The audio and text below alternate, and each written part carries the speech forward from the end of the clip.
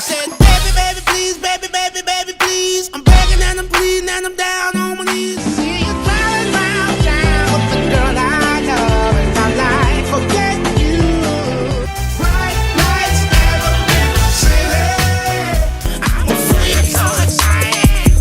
I'm crying freak. Baby, it's okay to say that you love me, and I want you to run away with me and experience something new. Let me take you out to dinner and a day at the spa. Put some cash money down on a brand new car. Yeah, I'll do anything. Does that make me crazy? Possibly. CeeLo Green had the perfect setup, a global smash with Crazy, a Grammy-nominated solo hit written by Bruno Mars, millions coming in from The Voice, a Super Bowl halftime moment with Madonna. He was on TV, on the charts, and in every commercial break. He was weird, soulful, funny, marketable, but somehow this man fumbled all of it, in the most CeeLo way possible. Because when CeeLo had the world in his hands, he didn't just drop the ball. He threw it out the window, lit a match, and then went on Twitter to explain why it wasn't his fault. Let's get this straight. CeeLo Green wasn't canceled by some internet mob. He canceled himself, with his own mouth, his own tweets, and his own bizarre desperation to stay famous. Remember when he wore a full gold robe to the Grammys and looked like a melted Ferrero Rocher? Or when he released a song about wanting Jay-Z's wife? Yeah, we're going there. This is the story of how CeeLo Green, despite the talent, the hits, and the primetime spotlight, managed to self-destruct faster than any artist of his era. And what if I told you that CeeLo's downfall didn't actually start with that felony charge? Because the real reason people stopped trusting him goes way deeper than a courtroom. Let's talk about the gimmicks. Let's talk about the scandals. Let's talk about how CeeLo Green became the perfect example of an artist who just couldn't get out of his own way. Because what happened to CeeLo? Oh baby, he did it to himself. So here's the thing. CeeLo Green wasn't talentless. Far from it. Dude could sing, write, performance. He was the full package. But somewhere along the way, people started confusing talented with genius. And that's where the myth begins. In the early days, he was known as the eccentric member of Goody Mob, a politically conscious Southern rap group that actually had something to say. And musically, they were solid. Critics loved them. Andre 3000 even jumped on their stuff. But let's not kid ourselves. CeeLo wasn't exactly a breakout solo star. His vocals were raw and interesting, but they weren't mainstream ready. Not yet. Behind the scenes, though, he was everywhere. He wrote Don't Cha for the Pussycat Dolls. Yup, that Don't Cha wish your girlfriend was hot like me. That was him. He was doing background vocals for TLC, Macy Gray, even helping out a young Tyler, the creator, later down the line. He was building a catalog. But when he went solo, nobody cared. His first two albums, CeeLo Green and His Perfect Imperfections and CeeLo Green is the Soul Machine, were quirky, weird, and painfully underpromoted. Critics respected it, sure, but the public? Crickets. It was all style, no traction. Still, the myth of CeeLo the genius kept growing. Because he sounded different, because he dressed like a wizard, because he quoted philosophy in interviews. People started painting him as this misunderstood musical genius trapped in a world of dumbed-down pop. But was he really a genius? Or just a guy with good connections and a gimmick? The real fuel behind the myth? Gnarls Barkley. One freaking song, Crazy, turned him into a global superstar overnight. Suddenly, he was no longer the weirdo from Goody Mob. He was the voice, the mystic, the visionary. But here's the catch. It wasn't just him. Danger Mouse was the mastermind behind the production, and Gnarls Barkley was never meant to last. After Crazy, they dropped a second album, The Odd Couple, and it flopped. No hits, no buzz, and just like that, Gnarls Barkley faded. But by then, the myth had stuck. People wanted to believe CeeLo was this hidden genius who just needed the right moment. But what if that moment had already passed? Because the truth is, CeeLo wasn't some tortured visionary being ignored by the industry. He had every opportunity. He had hits, money, exposure. He just couldn't hold it together. And as we'll see in a second, that was just the beginning. Let's be real. Crazy was a cultural reset. That song had everything. Emotion, nostalgia, originality. It felt like it came out of nowhere and took over the planet. But here's the twist. CeeLo almost didn't sing it. Yeah, that haunting, soulful, once-in-a-generation vocal performance, that was allegedly meant for, wait for it, the Pussycat Dolls. Pause and let that sink in. Can you imagine Nicole Scherzinger trying to pull off, I remember when I lost my mind? Please. That song was dark, eerie, theatrical. It needed weird. It needed CeeLo.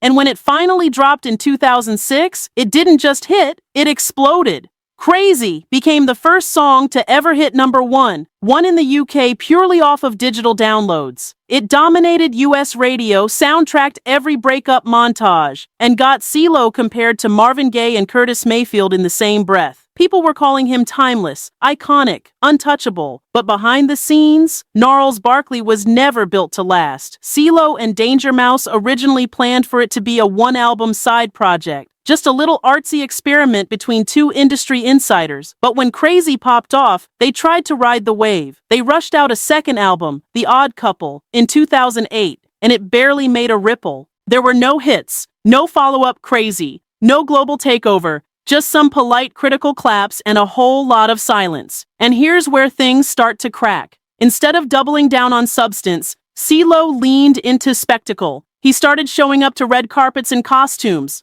gold armor, feathered cloaks. One day he looked like a Game of Thrones extra, the next like Liberace's evil twin. It wasn't artistry anymore. It was attention-seeking. And to be fair, it worked for a while. People love a good gimmick, especially when there's real talent behind it. But gimmicks have a shelf life. And when the music stops matching the madness, the clock starts ticking. Because Gnarls Barkley gave CeeLo a gift, and he tried to stretch it into a full-blown legacy. But you can't live off one hit forever, especially when that hit came from a duo, and the other guy was the real architect behind the sound. Still, CeeLo thought the public was ready for a full solo takeover, and in 2010 he tried to do just that. With a bold new image, a middle finger to radio trends, and one very unexpected smash. But of course, he couldn't just leave it at that. By the time Forget You dropped in 2010, CeeLo Green had pulled off the impossible. He went solo and scored a real hit. And not just any hit. A radio anthem, a meme, a viral sensation before TikTok even existed. You couldn't walk into a grocery store, ride an elevator, or watch a car commercial without hearing, I see you driving around town with the girl I love, and I'm like, "Fo, get you." It was catchy, retro, family-friendly, kinda. Unless you heard the explicit version, which, let's be honest, everyone preferred. And it seemed like CeeLo had finally cracked the code, right? Except, here's the kicker. CeeLo wasn't really singing about a breakup. According to him, Forget You was a diss track, aimed at his record label. Let that sink in. The happy-go-lucky, Motown-inspired bop that had kids and grandmas singing along was actually CeeLo's way of saying screw you to the music industry. That's the most CeeLo thing ever. And it gets even weirder. His follow-up album, it was called The Lady Killer, a 1960s-inspired concept record about a charming sociopath who seduces women and kills them. Cute, right? It had sleek horns, retro grooves, and CeeLo leaning fully into his James Bond villain era. He described the character as someone who got his heart broken so badly, he turned into a killer, metaphorically. We hope. And you could feel the theatricality. This wasn't just music anymore. It was cosplay. CeeLo wasn't trying to be a pop star. He was trying to be a character, a cartoon, a concept. That's not inherently bad, but it's niche. It's risky. It only works when the music hits as hard as the persona. And CeeLo couldn't keep that balance. In the UK, The Lady Killer did well. 5 songs charted, people got it. They were into the campy Bond villain in a pink suit vibe. But in the US, crickets. Outside of Forget You, nothing stuck. Not one song charted. The truth? America didn't know what to do with him. Was he R&B, pop, soul, novelty, serious? He was all of it, and none of it. And when you try to be everything, you end up being nothing. To make matters worse, Bruno Mars came along right behind him and did everything CeeLo was trying to do, but better. Bruno took the same throwback sound, the same Motown vibes, the same look at me, I'm funky and fun energy, and polished it. Made it sexy, made it marketable. And unlike CeeLo, Bruno wasn't out here dressing like a bedazzled warlock on red carpets. So when the 2010s rolled in, the lane CeeLo created got snatched right out from under him. And to be fair, it didn't take much. because CeeLo was already getting in his own way. He had the music, he had the voice, but he also had a habit of turning every win into a weird flex that left people confused. And when he finally landed on a big shiny TV platform to make it all make sense, he did exactly what CeeLo does best. He blew it. So here comes The Voice, a big shiny red chair, millions of weekly viewers. And for the first time in his career, CeeLo Green wasn't just a background genius or a radio one-hit wonder. He was mainstream, prime time. Middle America knew his name, and more importantly, liked him. He had the look, he had the quirky charm, he had the bird. Yes, remember that season where he literally brought a white cockatoo onto the set like it was totally normal? It was peak CeeLo. Weird but lovable. Reports said he was making anywhere from $2 million to $6 million per season, and the exposure was priceless. People were finally starting to see him as more than just that guy who sang that song. He had a reality show in the works. He was performing with Madonna at the Super Bowl. He voiced Murray the Mummy in Hotel Transylvania. The man was everywhere. And then, it all exploded. In 2012, a woman accused CeeLo of drugging her during a dinner date in Los Angeles. The DA dropped the sexual assault charge due to lack of evidence, but CeeLo did plead no contest to giving her ecstasy without her knowledge. That alone should have been enough to derail things for a while. But it wasn't the legal charge that did him in, it was his Twitter fingers. In a truly mind-melting series of tweets, CeeLo tried to explain away the situation by redefining consent, and managed to make it 100 times worse. People who have really been reached, remember, if someone is passed out, they're not even with you consciously, so with implies consent. Excuse me? He really tweeted that, in public, with his verified checkmark. And Twitter did what Twitter does. It dragged him to the deepest pits of cancellation. He tried to delete the tweets, then deleted his account, then posted a weak apology where he blamed everyone for taking things out of context. But the damage was done. The Voice cut him loose. TBS canceled his reality show, The Good Life, before the first season even finished airing. Endorsements? Gone. Music sales? Flatlined. And what's wild is that CeeLo actually had a comeback path. If he had just stayed quiet, issued a real apology, and laid low for a while, the industry might have let him bounce back. But instead, he did the one thing he just couldn't resist. He doubled down and spiraled. Because for CeeLo, being outrageous wasn't just a brand, it was a reflex. And when you've spent your whole career playing the lovable oddball, there's no coming back when the mask cracks and the public sees something darker underneath. The voice that once made people smile now made people uncomfortable, and the career that was finally heading toward icon status imploded overnight. After the tweets, the court case, and the collective, "What did he just say?" from the internet, CeeLo Green went from Grammy-nominated star to PR disaster almost overnight. The fallout wasn't just public opinion, it was financial obliteration. Networks ghosted him, brands cut ties, publicists walked away, and his name, once all over award shows and hit lists, was now just a punchline for what not to tweet. TBS canceled his show The Good Life before it even had a chance to flop. The Voice never brought him back. Every comeback attempt was met with a side eye from the public and a hard nah from the industry. But CeeLo? He wasn't done trying. He just got weirder. First, there was the infamous gold Grammys look. Remember that?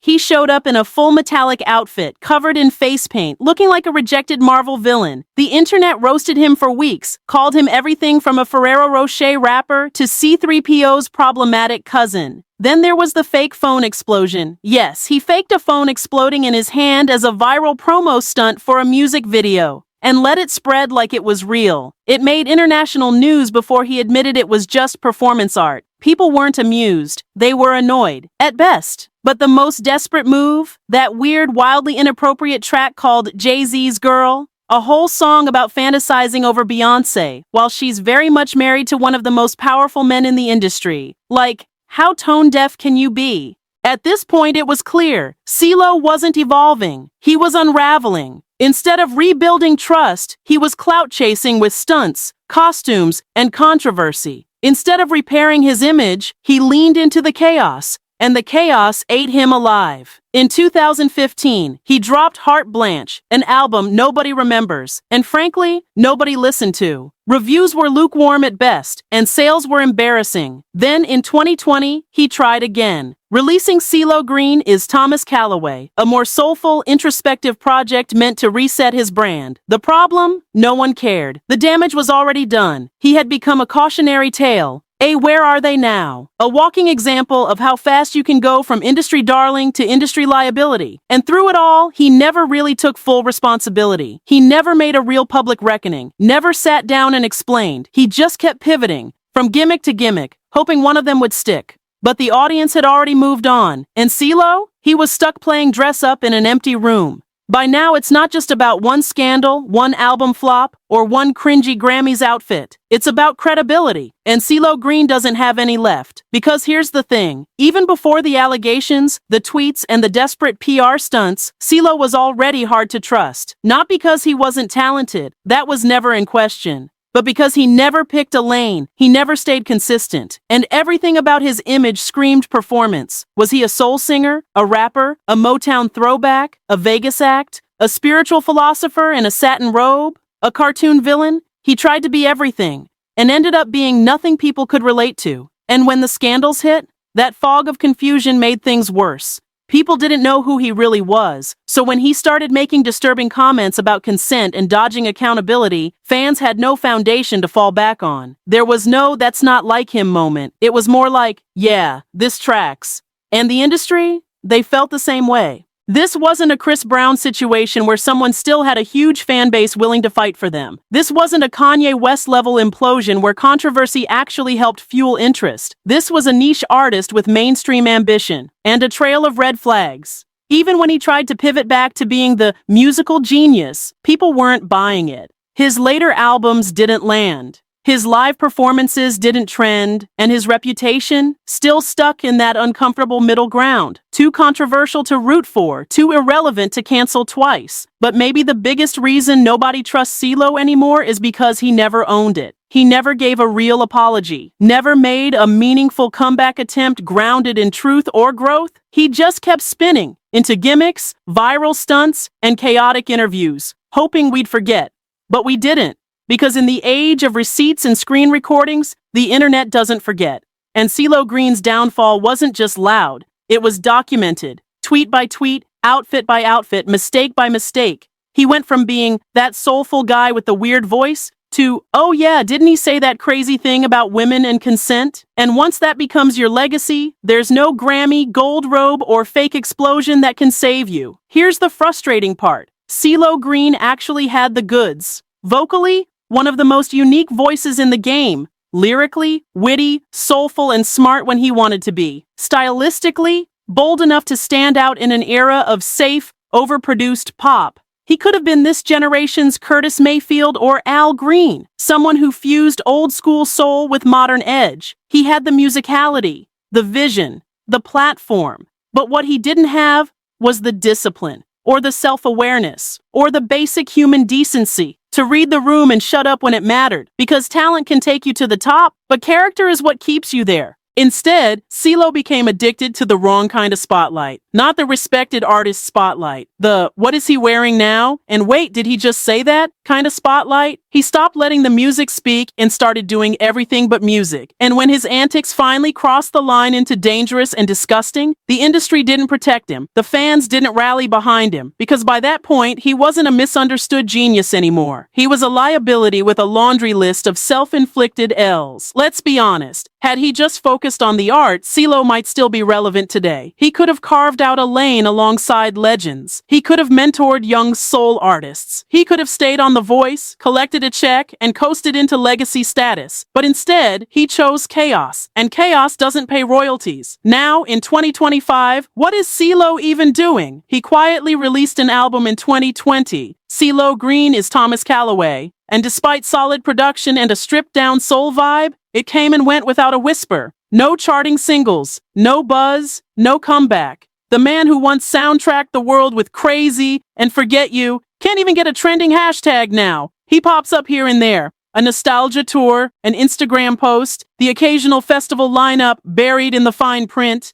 But the mainstream, they've moved on. The industry, they're done. And as for his net worth, estimates float between $10 to $22 million, but without consistent work, even that is a question mark. So what will CeeLo Green be remembered for? A few classic hits, a golden voice, a crash and burn career that proves sometimes your biggest enemy is you. So what really happened to CeeLo Green? He didn't get blackballed. He wasn't the victim of some deep industry plot. He wasn't misunderstood. He was careless, arrogant, loud when he should have been quiet, and silent when he should have spoken up. He had the rarest thing in music, range. He could do hip-hop, soul, R&B, pop, funk, even a little rock. He could be deep, funny, emotional, strange. He had that wild card energy that made you want to see what he'd do next. But instead of using that power to build a lasting brand, he used it to play dress-up and deflect accountability. Instead of letting the world see his artistry, he showed us a man who couldn't handle criticism or reality. And the moment he got called out, he unraveled in real time. CeeLo Green could have been remembered for his voice, for his pen, for shaping 2000s and 2010s pop in ways most people don't even realize. But now, he's remembered for a gold outfit, a felony drug charge, and a tweet that made the whole internet collectively clutch their pearls. He's the cautionary tale of what happens when talent meets ego, and ego wins. He's the proof that even the most gifted artists can't outrun their own bad decisions. In the end, CeeLo didn't just burn a bridge. He lit the whole damn stage on fire and expected an encore. And when the curtains finally dropped, nobody clapped.